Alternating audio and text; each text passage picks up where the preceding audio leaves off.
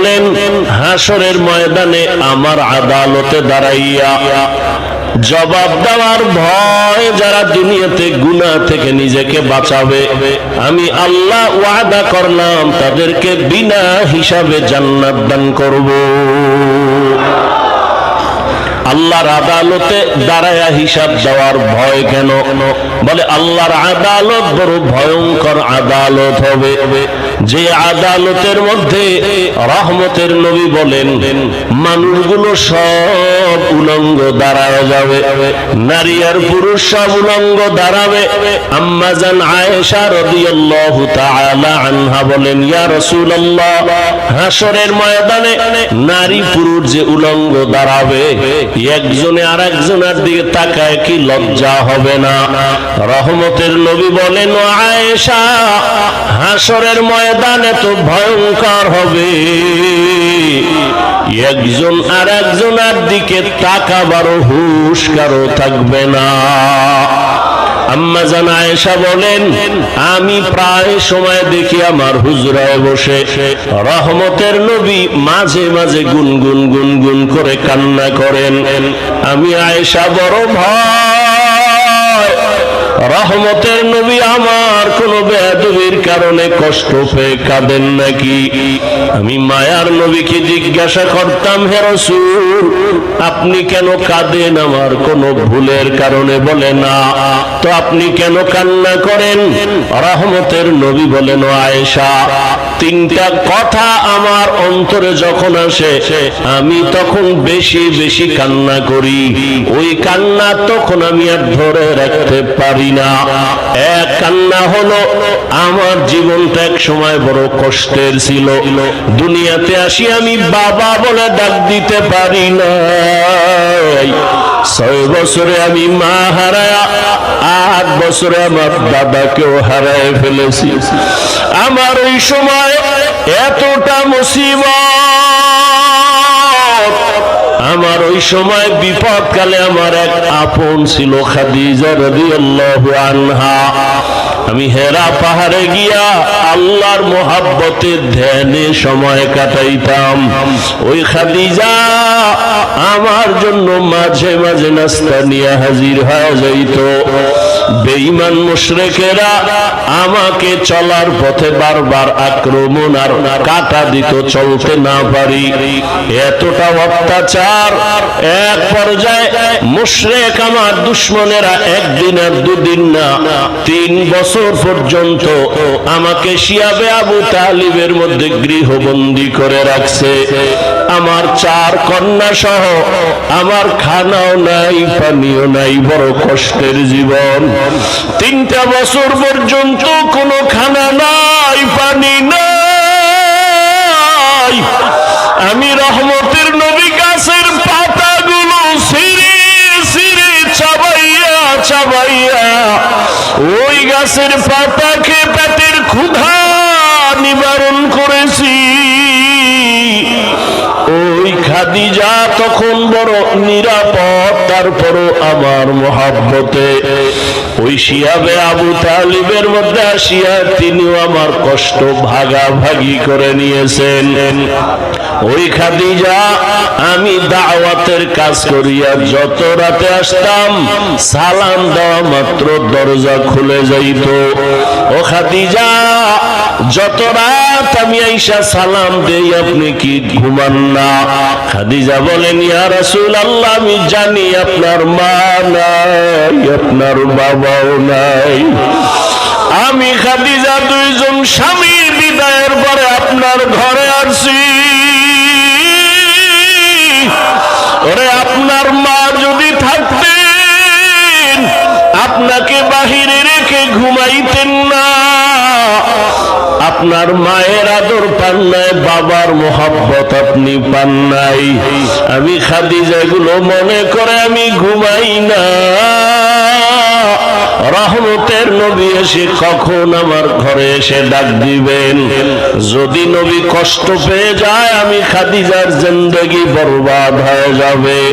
ও আয়েশা, ওই খাদিজার কথা মনে যখন আসে আমি চোখের পানি ধরে রাখতে পারি না। আর একটা কষ্টের কথা যখন চোখের পানি ধরে রাখতে পারি না। কালেমার দাওয়াতের জন্য আমি যখন হেঁটে হেঁটে তায়েফের ময়দানে হাজির, ওই তায়েফের ময়দানে যাইয়া কালেমার দাওয়াত দেওয়ার জন্য হাজির, ওই তায়েফের কাফের বেঈমানেরা বাচ্চাগুলো আমার উপরে যখন ঝাঁপায় পড়লো, লেলিয়ে দিল, তায়েফের ময়দানের কাফেরের বাচ্চাগুলো পাথর মেরে মেরে আমার রক্ত ঝরায়। বৃষ্টির মতো পাথরগুলো আমার শরীরে পড়িয়া রক্ত পড়িয়া আমার জুতা পর্যন্ত আটকাইয়া যায়। একদল বাচ্চা আমাকে পাথর মারে, আর একদল বাচ্চা আমাকে গালি দেয়, হাসি ঠাট্টা করে, আর আমাকে বলে মক্কার পাগল, এখান থেকে ভেগে যাও। আমার কান্না দেখে আমার মাওলাও সহ্য করতে পারেন নাই। আল্লাহ জিবরাইল আমিনকে বলে যাও যাও, আমার মায়ার নবীর কান্না আমি আল্লাহ বরদাস্ত করতে পারি না রে জিবরাইল। কারণ সব নবী আমার বন্ধু, মুহাম্মদ আমার বন্ধু, ঈসা নবী আমার বন্ধু, ইব্রাহিম আমার বন্ধু, সব আমার বন্ধু। তবে বন্ধুদের মধ্যে আমার মুহাম্মদ বড় আদরের। সমস্ত নবীরা আমি আল্লাহর আশিক, আর আমি আল্লাহ একমাত্র মুহাম্মদের আশিক। আমার মাওলার বড় দয়া, আল্লাহ পাক জিবরাইলের পাঠায় কয় যাও তায়েফের জমিন উল্টাইয়া দাও। আমার নবীরে যারা কষ্ট দেয় ওদের বাঁচাইয়া রাখিয়া লাভ নাই। আমার আল্লাহর অর্ডার পেয়ে জিবরাইল এসে বলে ইয়া রাসূলুল্লাহ, তায়েফের জমিনের মানুষ উল্টায় দেই। নবী বলেন না ভাই জিবরাইল, ওদের মারবা না, ওরা আমাকে চিনে না, জানে না যে আমি কে। ওরা যদি জানে আমি কেমন ইয়াতীম, আমার মা নাই, বাবাও নাই, আমি বড় কষ্টে জীবন কাটাইতেছি, ওদের হেদায়েতের দোয়া করি, ওদেরকে মারিও না। ও আয়েশা, যখন আমার তায়েফের কষ্টের কথা মনে পড়ে আমি আর সহ্য করতে পারি না। আর একটা দুঃখ আর কষ্ট যখন আমার মনে আসে আমি ভয় কান্না করি। আম্মা জান বলেন সেটা কি? বলে হাসরের ময়দানের ভয়ঙ্কর হালাত। এমন অবস্থা হবে জমিনটা হয়ে যাবে তামার, সূর্যের গরমে মানুষের মাথার মগজগুলো টাস টাস করে ফেটে যাবে। হাসরের ময়দানের জাহান্নামের আওয়াজ, জাহান্নাম বলবে আল্লাহ বেনামাজি গুলো কই, আমারে দাও। ওই সময় নবীরা পর্যন্ত কান্না করবেন, আমার উম্মতের উপায় কি হবে? এই ভয় আমি কান্না করি আমার উম্মতের কেমন হালাত হবে। দুনিয়াতে সূর্যের গরম সহ্য করা যায় না, বেতের বাড়ি সহ্য করা যায় না, গুনাহগারের জাহান্নামের আগুনের গরম বড় ভয়ঙ্কর। আমার নবী উম্মতের হালাতের কথা চিন্তা করে কান্না করেন। আল্লাহ ডাক দেয়, বান্দা কত আর গুনাহ করবা, আমার আদালতে দাঁড়াইয়া হিসাব দেওয়ার ভয়। সময় থাকতে তওবা করো আর বলো হে মালিক, ওরে গুনার কারণে আমার হাত না পাক, আমার চোখ না পাক, আমার জিহ্বা না পাক, আমার অন্তর না পাক। ও আল্লাহ, তওবা করি আর গুনাহ করব না রে আল্লাহ। এ জীবনে না করিলাম বন্দেগী,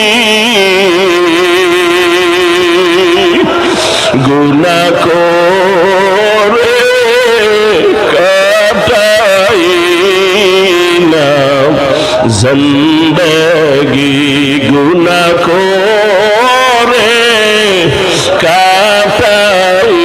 কাটাইলা জিন্দেগি তওবা করে আবার তওবা ভাঙ্গিলা তওবা করে আবার তওবা ভাঙ্গিলা অবশেষে খাঁটি তওবা করিলাম অবশেষে খাঁটি তওবা করিলাম সকলেরই দরজা হইতে ফিরিয়া সকলেরই দরজা হইতে ফিরিয়া আপনার দরজায় রইল তাকায়া আপনি যদি মাফ না করেন বান্দারে আপনি যদি মাফ না করেন বান্দারে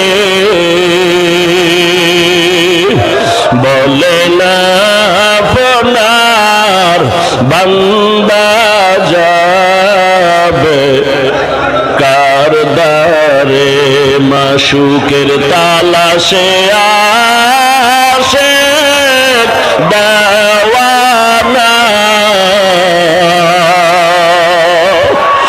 মাশুকের তালাশে আসে দেওয়ানা আশেকের মন মাশুক বিনে বুঝে না আশেকের মন মাশুক বিনে বুঝে না সিনাকে বা নাইতে পারলে কহে তু সিনাকে বাড়াইতে পারলে কহে তু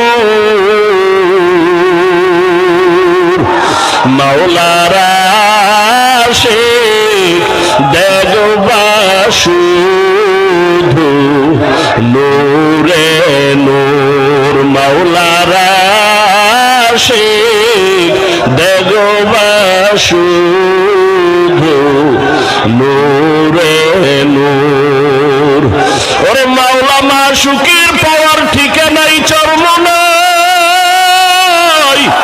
ওরে আমার মাওলাকে না নিয়ে যদি বাড়ি যাও জীবনটা বড় বৃথা হয়ে যাবে ওরে চোখের বাণী ছেড়ে আমার মালিকের ডাকো আমার মালিকের না নিয়ে বাড়ি যাব না ও মাওলা তোমার মারিফতের নূর সিনায় দিয়া দাও ও আল্লাহ তোমার ঠিকানা সবাইকে দিয়া দাও ও আল্লাহ জাহান্নামের ভয় অন্তরে জমা করে দাও ওরে আল্লাহর মোহাব্বত অন্তরে জমা করি আমার আল্লাহ ওয়ালাদের নেক নজর যদি লাগাইতে পারো আল্লাহর মোহাব্বতের নূর যখন অন্তরে চলে আসবে, আল্লাহর বান্দা ধ্যান করতে করতে এমন এক অবস্থা হবে, তেরা আয়না আলমে রঙ্গ বুহে जिधर देखता हो उधर तू ही तू है। আল্লাহর বান্দা আল্লাহর মুহাব্বতে মুজাহাদা করতে, ধ্যান করতে করতে করতে করতে এমন এক হালাত হবে, বান্দা পানির মধ্যে ডুব দিলে যেমন ডানে পানি বামে পানি উপরে পানি নিচে পানি, ওরে আমার মাওলার মুহাব্বতের দরিয়ায় যখন ডুব দিতে পারবা, ওরে এমন এক হালাত আমার মাওলায় দিয়ে দিবে, এক সময় দেখবা ডানে মালিকের কুদরত, বামে আমার মালিকের কুদরত, সামনে আমার মালিকের কুদরতের ঘেরান। এই মাওলার আশিক একজনার সিনার আগুন আর একজনার সিনাও লাগাও। আল্লাহ এই ময়দানের বরকত আমাকেও দান করেন, আপনার মারিফতের নূর সিনায় দান করেন।